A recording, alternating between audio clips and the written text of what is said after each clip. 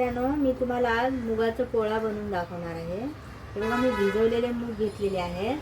थोडेसे कांदे, टोमॅटो, लसूण, हिरवी मिरची, कोथिंबीर आणि थोडंसं आलं घेतलं. चमचाभर जिरं टाकून घेते. ही कोथिंबीर टाकून घेते. हिरवी मिरची, लसूण आणि हे अद्रक याच्यात टाकून मी हे फिरवून घेते मिक्सरला थोडंसं.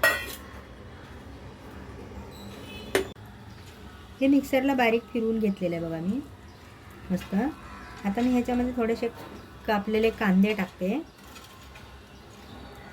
एक बारीक चिरलेला टोमॅटो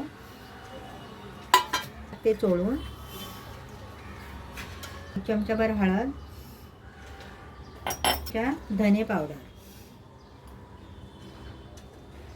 व्यवस्थित मिक्स करून घ्यायचं.